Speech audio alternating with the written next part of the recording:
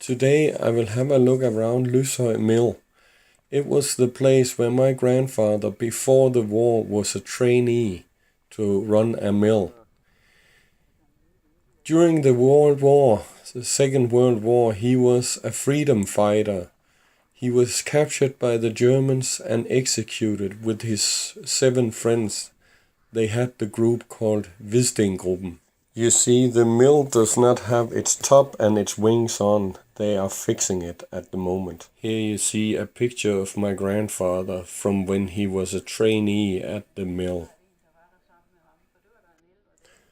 My dad and we went for a walk around the mill to have a look.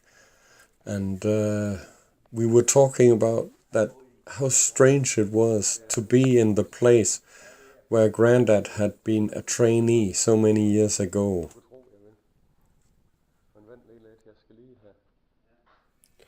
Here you see some of the mechanics of the mill with all the belts and the wooden wheels and all.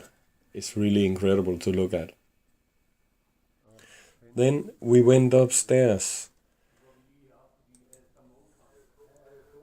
My dad told me about how the mill is equipped with the grinder that grinded the grain to flour or to pig's food. He explained that the grain is put through some tunnels from the store upstairs. They would hoist the bags of grain up to the top of the mill and then pour it down into the grinders. Here you see, it's a grinding mill for grinding the barley into food for the pigs, this one. I guess they would put the grain in here. Now we went up another storage, and it is very, very narrow. If you were overweight, you wouldn't have a chance to get up that stair. Here you see some more of the mechanics of the mill. Quite incredible. When they hoisted the bags to the top of the mill, they would use the power from the wings or the power from an engine.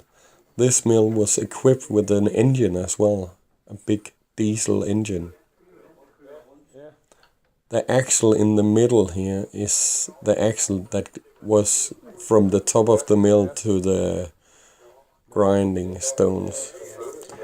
This here is a gearbox. The big piece of lumber was possible to move, and you could put the peg down in and it would stay there, and then it would be in gear. Really incredible construction.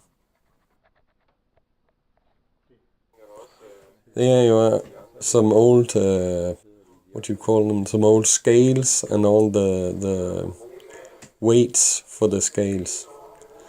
Here we gone into the room where they had the big diesel engine. At first my dad and we thought it was a kerosene engine, but then we read on the poster on the wall that it is actually an old diesel engine. Every year the guy who maintained the engine and one of the other guys, they have a bet whether he can start the engine. They do that as Constitution Day. Here you see a picture of him. And every year he win the bet. They bet a bottle of whiskey. Here's some old machinery.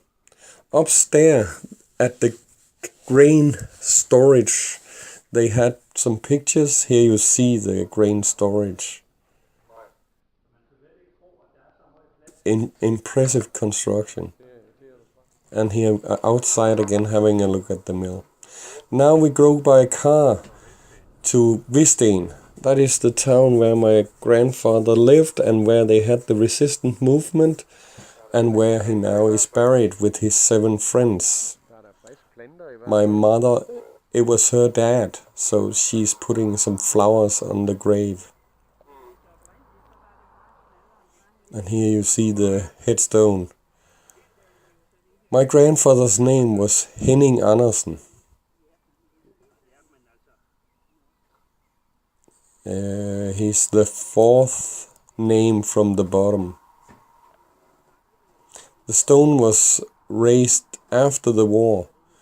When they were executed, that happened in Copenhagen, and they were buried at that place. After the war, they were taken back to Visten and buried there.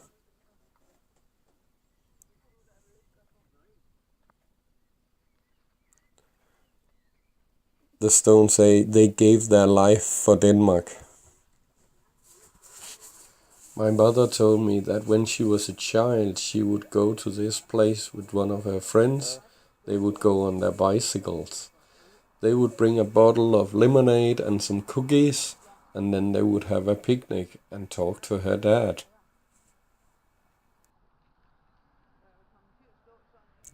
Well, picture number 7, the second to last picture, that is again a picture of my grandfather.